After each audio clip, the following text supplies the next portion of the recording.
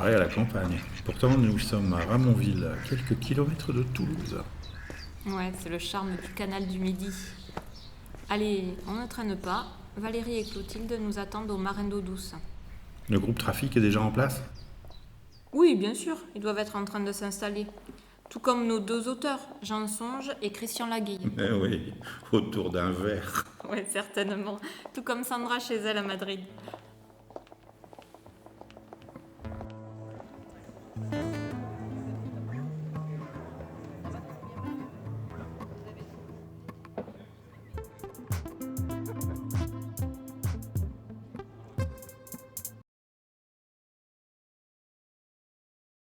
Valérie, Clotilde, merci de nous accueillir sur ce magnifique lieu, les Marins d'eau douce, à Ramonville.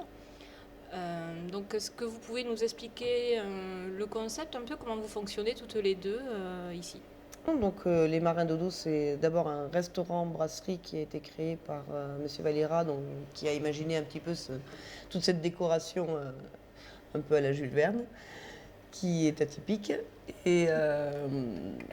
Et depuis quelques années, moi, j'ai repris la gérance, et surtout dernièrement. Et donc, l'idée, c'était de faire de ce lieu un autre endroit vivant, avec plein d'animations culturelles et festives. Et pour ça, j'ai re-rencontré Clotilde, et donc du coup c'est elle qui m'aide, qui fait toute la partie animation, programmation, qui gère les artistes, et qui a plein d'idées nouvelles pour lancer le concept de ce lieu.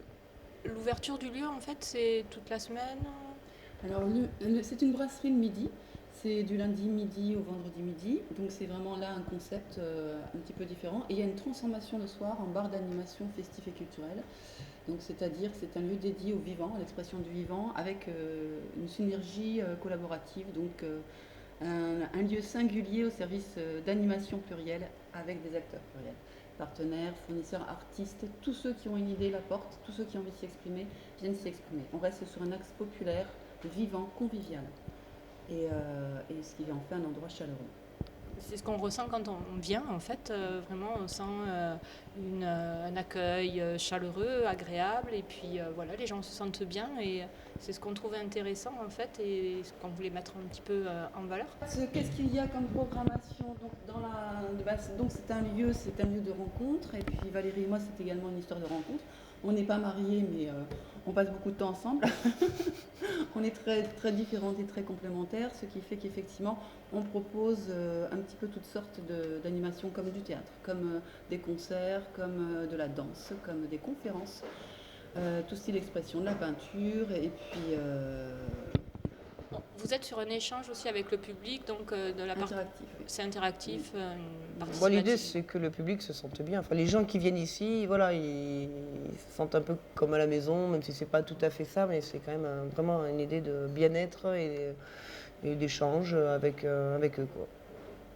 C'est parfait tout ça. Merci. Avec plaisir. Merci à vous.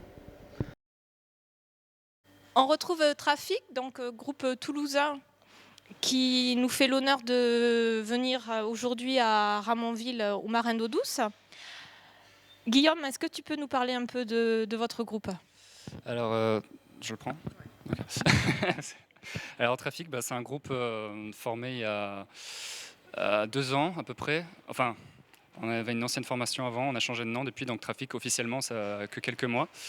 On fait de l'électropop avec des textes en français, c'est-à-dire qu'on met beaucoup d'importance sur la chanson française, mais on a envie aussi de s'inscrire dans une musique actuelle.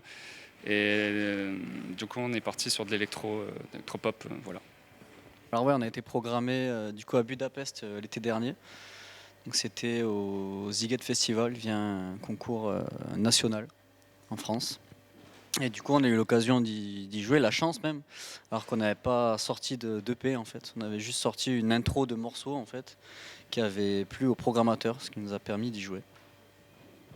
Bon moment, j'imagine. Un petit souvenir? Oui, c'était très sympa. En fait, on a joué sur la scène un peu découverte des jeunes talents. Du coup, il y avait pas énormément de gens, mais en tout cas, il y a une bonne ambiance. Et après, on a rencontré pas mal de gens. On a eu un interview par la radio italienne, je crois, où il y a un clip qui est diffusé sur Internet de étrangers. Voilà. Et donc, c'était très sympa. Voilà. Et Paul, est-ce que tu peux nous dire en 2 mots les 2 morceaux que vous allez présenter après? Alors on va commencer par Pied des Buildings, et voilà, qui est une chanson qu'on a écrite il y a quelques mois maintenant, qui sera sur l'EP, qui donnera son nom d'ailleurs à l'EP qui sortira en octobre. Et ensuite on va faire Étranger, donc qui est un peu notre chanson phare, quoi, notre chanson qui plaît et que nous on aime beaucoup jouer aussi, donc voilà. Et je crois que c'est toi qui écris les textes. Qu'est-ce que je peux dire à propos de ça? J'essaie d'écrire, je pars d'émotions et j'essaie de le développer avec des mots, et généralement ce qui te touche toi, parce que ça touche un peu tout le monde, quoi. C'est comme ça qu'on essaie d'être universel, juste en parlant de soi-même, en fait, ce qu'on ressent. Et donc, Tu nous as parlé tout à l'heure de votre prochaine EP. Alors donc on va sortir notre premier EP du coup sous le nom de Trafic. Donc ça sera fin octobre. Là on part à Paris demain du coup pour tourner le premier clip qui s'appellera Géante Mélancolique avec Anaïs Volpe. On est en autoproduction sur la production du CD et en distribution chez Sony du coup. Donc on a dû trouver les moyens de faire cette EP via un Ulule, les recettes de concerts, parce qu'on a fait quelques concerts quand même, et notre agent personnel. Donc voilà, on verra bien ce que ça donne fin octobre. Écoutez, nous on vous souhaite que du bonheur. Donc voilà, et une belle réussite pour la suite. Alors on vous écoute maintenant, on vous laisse vous mettre en place. Et puis bon concert.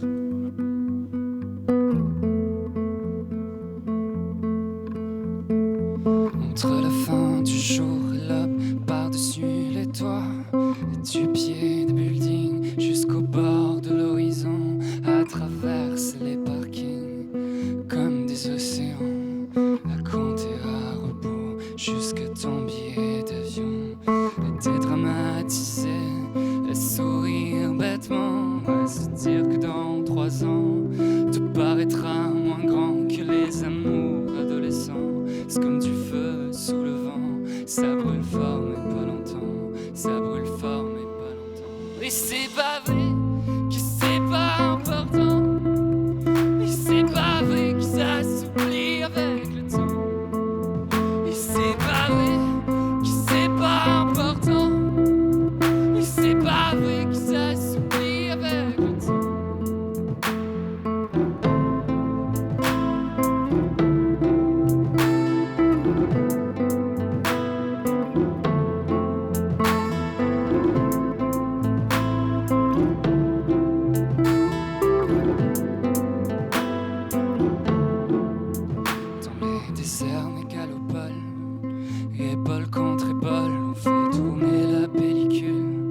Chacun joue son rôle, regarde comme la nuit recule. Au matin, Van Gogh, le soleil tourne seul, le soleil tourne seul, et le sable sous nos pieds, encore humide de rosée, et ton dos contre mon torse, les mots murmurés comme des promesses inavouées, comme des traits imaginaires qui feraient le tour de la terre pour au moins quelques années. Et c'est pas vrai que c'est pas important, et c'est pas vrai que ça s'oublie avec le temps. Et c'est pas vrai que c'est pas important, et c'est pas vrai que ça s'oublie avec le temps.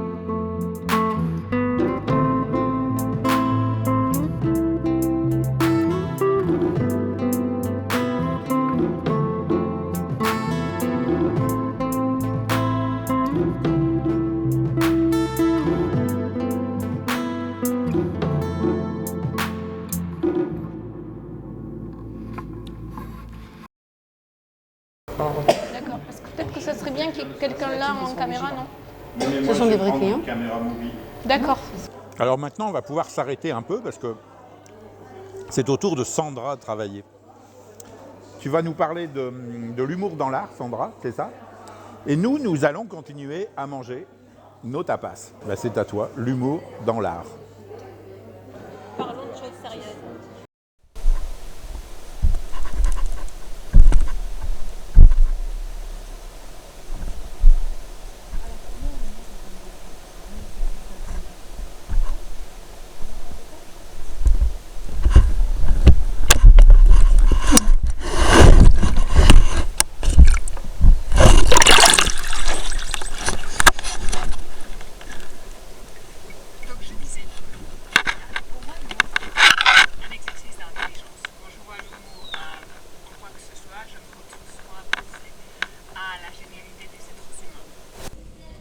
l'humour me fait rire en tant qu'il me fait réfléchir. Je trouve que c'est très agile, très créatif. Enfin bref, c'est de l'art en soi-même.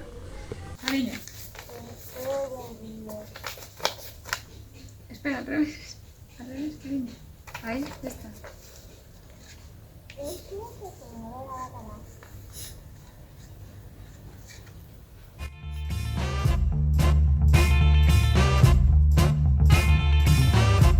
Now there was a time when you loved me so I couldn't be wrong. Now you need to know. See, I've been a bad, bad, bad, bad man, and I'm in deep. C'est bien plus facile de faire un drama des choses tristes que de faire de l'humour avec ce qui nous peine.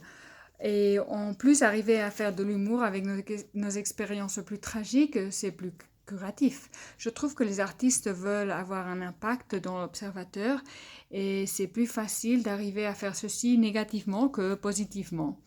Nelson Mandela a écrit sur ceci en profondeur. Il a dit « Notre plus grande peur n'est pas d'être inadapté, notre peur la plus profonde est que nous sommes puissants au-delà de toute mesure. C'est notre lumière et non nos ténèbres qui nous effraient le plus. » Moi, je suis plus existentialiste que ça et je penserais que c'est la mort ce qui nous effraie le plus.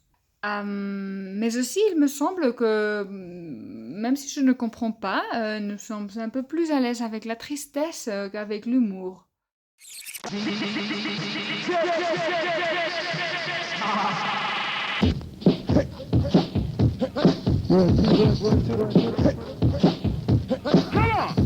This one's going out to the fabulous fleas.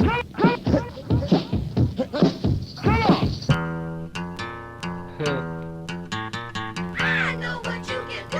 Let us lay the fun on you. I love what the people see.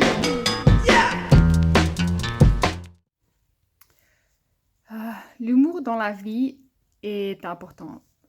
Sans humour, il n'y aurait que du drama. Quand on la regarde dans les yeux, même si elle est belle comme tout, elle emmène de la main les plus grandes tragédies, atrocités, souffrances, désespoir, cruauté. Il faut quand même compenser un peu la tristesse. John Currin a dit « Quand j'ai commencé à peindre des peintures drôles, je les ai senties plus profondément et plus profondes au sujet des choses lourdes comme la mort, le sexe et l'amour, pour lesquelles j'ai toujours voulu que mes peintures soient. Plus ils semblaient ridicules à la surface, plus elles me semblaient contenir ces sentiments. »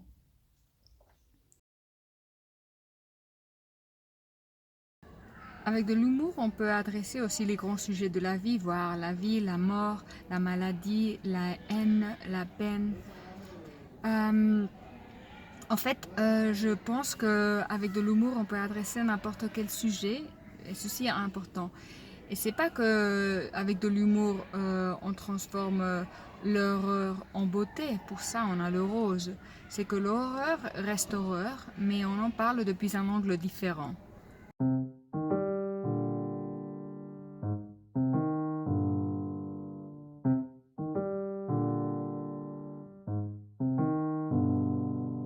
Didn't even really wanna go, but if you get me out, you get a show. There's so many bodies on the floor, so baby, we should go and add some more. Are you down, did it down, did it down, did it down, down, down? Down, did it down, did it down, did it down, down, down?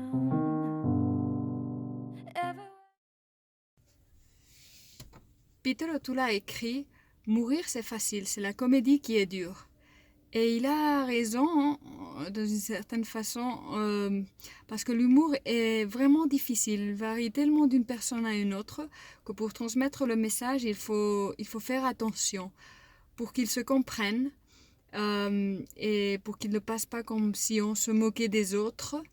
ou des choses qui font mal aux autres, ou même qu'on ne prend pas les choses au sérieux, mais pour que notre message soit vraiment compris.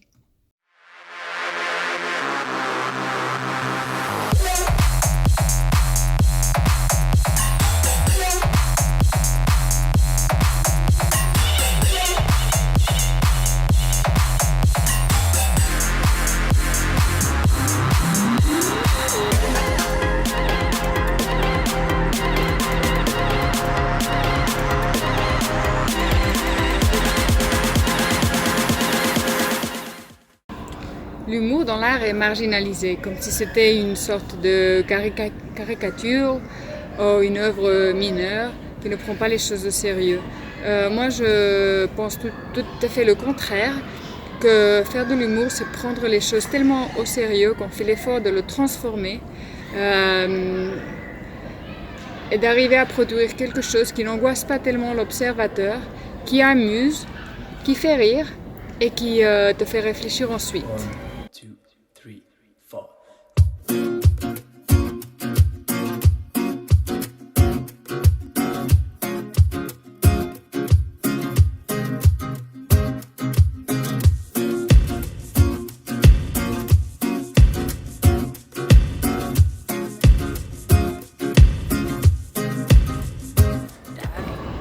L'art se moque de lui-même, l'art se moque de la mort, l'art se moque des idoles.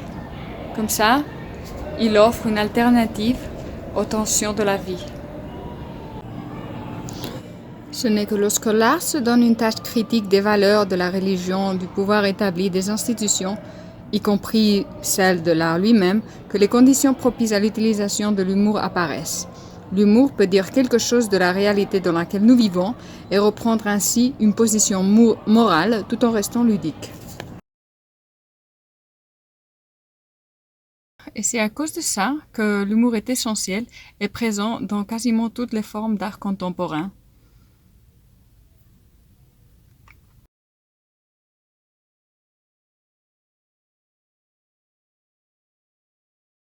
Est-ce que vous pouvez nous dire un petit peu comment on devient écrivain de romans, de polar? Bon, c'est quand on est, je pense, un handicapé social un peu, hein, qui a des difficultés quand même dans la vie quotidienne à affronter ce à quoi nous sommes soumis. Donc il faut bien trouver un moyen d'expression pour essayer de sortir un peu ce qui nous ronge un peu, quoi. Je sais pas, c'est une réaction, c'est en réaction à, enfin moi je le considère comme ça. Ouais, je te rejoins et j'ai pas vraiment d'explication. En fait, c'est un cheminement qui va de soi. À un moment donné, moi j'ai toujours écrit. Alors c'est pas le roman, c'est arrivé beaucoup plus tard.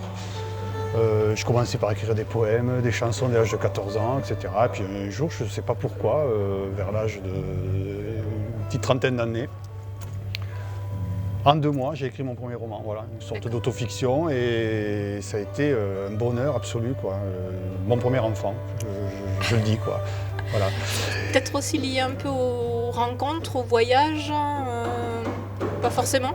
Alors je rejoins ce que tu disais encore une fois au début, il y a un besoin sourd d'expression au départ. Voilà. On écrit parce que quelque part il y a des choses qu'on n'arrive pas à dire ou comme tu dis, tu parlais handicapé social, mais c'est un peu ça aussi quelque part. À un moment donné, l'écrit est une façon de se parler à soi-même mais aussi de parler au monde parce qu'on le donne à la planète entière, même si on est 4 ou 5 à le lire. Hein. La nuance, c'est que j'étais pas prédisposé naturellement à écrire un roman ou autre chose. Ça a été aussi le fruit du hasard et des circonstances. J'étais au chômage, j'avais rien à faire et le mieux que je puisse faire pour occuper mon temps, ça a été d'écrire. Et la chance, c'est que le premier essai a été publié. Mais je crois que si ça n'avait pas été publié, j'aurais pas continué. J'ai de vocation à rien, moi, personnellement. De vocation à rien, et donc à ne rien faire serait ma préférence. Alors du coup, comment vous travaillez Janson, toi je sais que donc, tu ne fais que ça. Ouais. Par contre, toi Christian, tu travailles par ailleurs. Donc comment vous fonctionnez pour... comment vous gérez vos journées, si vous travaillez la nuit Personnellement, il n'y a pas de règle. Il y a des périodes, ça ne s'explique pas, de création. Et là, je vais écrire dès que j'ai 2 minutes. Voilà. Je suis enseignant par ailleurs. Il peut m'arriver pendant ma journée de travail, hop, c'est vite fait, sur un traitement de texte, quelques idées, quelques phrases. Je peux passer 10 mois sans écrire. J'écris tout le temps, tous les jours. Mais ça ne veut pas dire que je publie beaucoup. Parce qu'il faut trouver ce qui me semble être la bonne histoire. C'est pas si fréquent que ça. Ensuite, que je la développe de la meilleure façon possible, selon mes propres critères. Donc ça peut être très long. Je suis pas rapide comme écrivain. Au début, si, j'ai fait un roman par an pendant 3 ans. Je l'ai plié en 3 mois. Et maintenant, je mets plutôt 3 ans pour faire un roman. Tu mets ça sur le côté perfectionniste ou... Oui, avec une exigence plus grande. Malgré ce que j'avais dit auparavant, fait pour ne rien faire. J'ai une exigence personnelle et puis tu as un processus de toute façon, c'est un travail, hein. C'est pas un travail, l'inspiration est rare donc il faut travailler et tout et puis bon, je peux faire 7 versions d'un même livre. C'est l'inconvénient de l'art, c'est que c'est des allers-retours perpétuels et puis c'est jamais terminé finalement. À un moment donné il faut dire stop quoi. Ouais. Et moi j'ai écrit 2 romans, le premier m'a pris 2 mois d'écriture, le second 10 ans. Quoi. Moi j'ai pas de personnage récurrent. Il n'y en a pas, chaque livre est différent, j'espère. Oui. J'espère. C'est un des critères importants, je trouve, de pas se répéter. D'essayer de ne pas se répéter ni dans les personnages, ni dans les péripéties, ni dans la fameuse histoire, entre guillemets. Moi j'insiste là-dessus, c'est trouver la...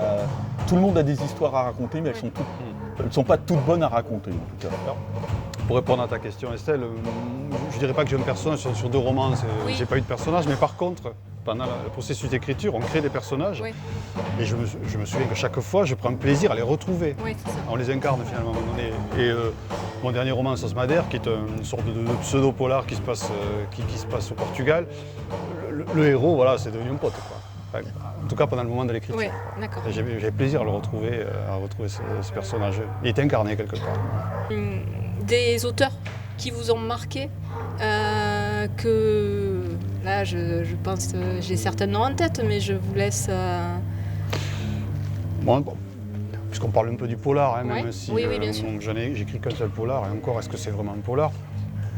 Bon, après, évidemment, Fred Vargas, mais c'est plus pour la langue. Oui. Ce ne serait pas du polar, c'est pareil. Après, j'ai mis John Hart, un américain, qui a écrit La Rivière Rouge. Je trouve c'est un auteur de ma génération. Il a sorti que 4 ou 5 livres, enfin polars, quoi, qui sont vraiment d'une qualité exceptionnelle. Après, les polars du Nord, j'ai pas accroché, moi. Les Suédois, tout ça. J'ai jamais goûté aux polars du Nord. Voilà, c'était très à la mode à un moment donné. Ou classique ou excentrique, c'est-à-dire c'est les grands anciens qu'on appelle Raymond Chandler, Dashiell Hammett, David Bowie, Jim Thompson. T'en sors pas si tu t'intéresses au roman noir, t'es obligé de les... C'est presque un passage obligé. Et puis ensuite, c'est plutôt des romanciers excentriques qui peuvent se situer à la lisière du roman noir, de la science-fiction, du fantasy. J'aime bien quand c'est un peu hybride maintenant. J'aime les romans noirs purs, j'en ai lu beaucoup, donc je me lasse très vite. Tu as des gens comme maintenant Christopher Moore qui sont à la lisière de différences. Ou alors un grand excentrique français qui s'appelle Franz Bartelt, qui n'est pas hyper connu, qui a pourtant écrit plus de 100 bouquins. D'accord. Et qui est pour moi le meilleur romancier français et de loin. Que j'admire sa langue, j'admire ses histoires, j'admire ces mecs qui est capable de tout écrire. Sinon, dans la nouvelle génération française, déjà un peu plus connue, au niveau des thrillers, il y a Bernard Midier et Franck Liez aussi. D'accord. On accède à un niveau qui est pas mal quand même, je trouve. Voilà. Je sais pas ce que tu en penses, mais... Partage oui, non, enfin, tu vois ce que je veux dire. Globalement, c'est du roman grand public, mais je trouve que ça fonctionne. C'est un peu des faiseurs quand même. Oui, mais c'est pas grave, ça fonctionne. Il n'y a pas une grande exigence non plus littéraire. Après, voilà, il faut voir les attentes que l'on a derrière. Mais par rapport à ce genre, au niveau des thrillers, je trouve que en France, actuellement, il y en a quelques-uns, comme tu dis. Bon, pour moi, ça fonctionne. Voilà. Ouais, mais si tu les compares par exemple à quelqu'un comme John Le Carré, c'est pas pareil, bien sûr. Bah oui, mais tu as une production pourtant très importante, si tu veux. Ah, mais là, j'y mets la barre très haut. Tu peux. Ouais, mais il faut, tu vois, contrairement, souvent les auteurs de romans noirs la jouent modeste et tout, en disant oui, mais moi, justement, mes comparaisons sont avec des auteurs dans lesquels je peux rivaliser. On va dire non, il vaut mieux essayer d'essayer de rivaliser avec les plus grands, même si tu te plantes. C'est à la fois un challenge plus excitant et puis c'est une exigence quand même. Moi je trouve que la plupart, là, pour mettre un peu d'huile sur le feu, la plupart des auteurs français sont très satisfaits de ce qu'ils font souvent. J'en ai fréquenté quelques-uns, je dirais pas de nom si tu veux, mais ils pondent un bouquin par an. En moyenne, tu vois, et moi je sais même pas comment on peut pondre un bouquin. Et quand j'y ponde, c'est pondre, quoi. Ils pondent ça il y a un cadre, à une fréquence régulière. Oui, c'est un produit. Parce qu'il y a des impératifs aussi. Si tu essayes d'en vivre, c'est vrai que si tu as une production comme la mienne, si tu sors un bouquin tous les 3 ans, tu vois ma déclaration d'impôt est maigre. Il faut la faire d'ailleurs. Et encore faut-il que... Est-ce que vous avez un prochain livre, une réflexion? Vous êtes en train de travailler sur un livre actuellement? Plusieurs. Ah. Plusieurs livres dont un est terminé. C'est un conte qui peut être à la fois pour les adultes ou les adolescents. Très qui bien. s'appelle, j'allais dire, le coup du lapin, mais non, c'est le show du lapin. D'accord. N'en dis pas plus, dans un monde de science-fiction, etc. Avec une critique d'Hollywood, de l'image, du cinéma. Un autre que je compte bien terminer, cette semaine normalement, si tout va bien, qui va s'appeler « Où l'homme sang », du sang, ou « l'homme viande », je ne sais pas encore. Ok. C'est ma version du zombie, pas comme les autres. Et un autre encore qui va s'appeler « La langue aux 1001 morsures ». D'accord. Qui est l'histoire d'un Ouais, SDF qui croit avoir des super pouvoirs, qui pense avoir déjoué un attentat contre le président de la République lors du 14 juillet, sauf qu'on le retrouve à poil sur les Champs-Élysées, qu'il est interné d'office et qui s'exprime dans une langue mutilée. Voilà, on va le dire. De mon côté, j'ai un recueil de 25 contes et nouvelles qui Quel est public, terminé. plutôt adulte? Plutôt adulte, mais il y a du conte aussi, donc ça peut... ça reste plutôt adulte quand même. C'est terminé, c'est à la relecture, à droite à gauche. Je vais passer un exemplaire à Jean pour qu'il me dise ce qu'il en pense, etc. Très prochainement dans les bacs. Dans les bacs, après il y a l'édition et tout ce qui va avec. Voilà. Et puis un projet d'un roman sur la marche, parce que c'est ma grande passion, c'est la marche. Et voilà, je suis en train de travailler sur quelque chose là-dessus. Je suis encore dans l'ébauche. D'accord. Voilà. Alors j'aurais une dernière question. Puisque donc on est au Marin d'Eau des Fousses, il y a du live. Quelle place occupe la musique dans votre vie et dans vos écrits? Moi, la musique, j'en ai toujours fait. Ouais, voilà. J'ai commencé par écrire des chansons. Donc. Et si je pouvais, je ne ferais que ça. À pas rien faire. À pas rien faire, voilà, parce que là c'est un pur plaisir. L'écriture de chansons ou de chanter ou de se produire sur scène, c'est un pur plaisir, alors que l'écriture de romans, je la déconseille à tout le monde. Moi, je déconseille fermement à ceux qui voudraient écrire, et déjà, il y a largement assez de bouquins intéressants à lire. Il ne s'agit pas d'encombrer les étals des librairies, et puis vous ne gagnerez pas votre vie. Allez, il est l'heure, je vous amène retrouver Jean-Luc pour qu'il nous présente le livre du jour. Aujourd'hui, je vous emmène chez Liana Levy, dont le catalogue de romans policiers est désormais impressionnant. Alors après Trafic, ce livre aussi fait résonner le titre de notre émission, Trafiquant d'art. Oui, en effet. Trafiquant et associés est un livre écrit par Sébastien Rotelia, grand reporter spécialiste du terrorisme et du crime international, récompensé par un prix Pulitzer. C'est son 3e roman et comme les 2 premiers, il nous plonge au cœur de la mafia et des trafics en tout genre. Tu dis en tout genre, mais ils sont plus violents que les nôtres. Oui, bien sûr. Ici, il s'agit de trafic d'êtres humains. Et ce livre donne vraiment le vertige. L'histoire commence au Mexique, près de la frontière avec les États-Unis. Des migrants ont été horriblement massacrés avant de passer la frontière. 2 anciens policiers mexicains, anti-mafia, devenus journalistes en Californie pour l'un et détectives privés en Argentine pour l'autre, vont reprendre du service à la demande de la directrice d'une agence de renseignement américaine. Et un juge anti-mafia napolitain va aussi rejoindre cette petite bande. Migrants, mafia, terrorisme, quel lien y a-t-il entre tout ça ? Justement, c'est le principal intérêt du livre, de nous montrer que la mondialisation est aussi, et peut-être d'abord, celle du crime et de la corruption. À partir du Mexique, Sébastien Rotella nous emmène en Californie, à Washington, au Brésil, à Lampedusa, là où échouent les migrants rescapés de la Méditerranée, et enfin à Naples, au cœur de la Camorra. Passeurs libyens, proxénètes érythréens, voyous des favelas de Rio de Janeiro, patrons de multinationales, parrains de la mafia, tous sont liés par des intérêts croisés, par des pressions réciproques.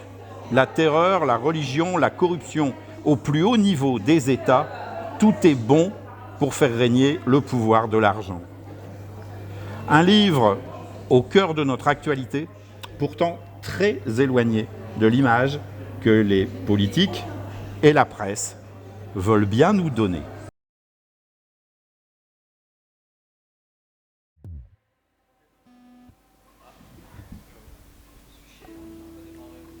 Ok. Vas-y, on repart.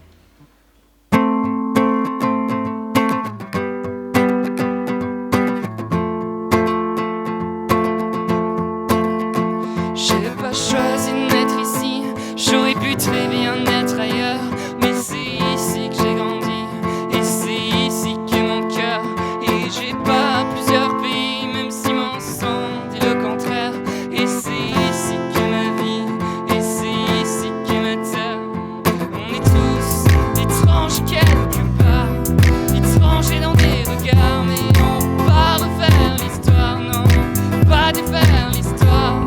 Étrange quelque part, étranger dans des regards, mais on pas refaire l'histoire, non, pas défaire l'histoire.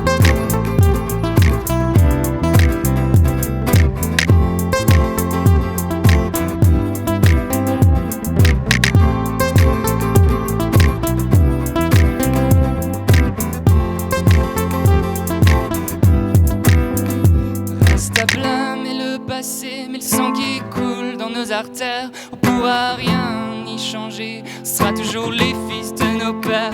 Alors tu peux me dévisager, tu peux me regarder de travers, et ça va rien y changer, ce sera toujours les fils de nos mères. On est tous étrangers quelque part, étrangers dans des regards, mais on va refaire l'histoire, non, pas défaire l'histoire. Étrange quelque part, étranger dans des regards, mais on va refaire l'histoire, non, pas défaire l'histoire.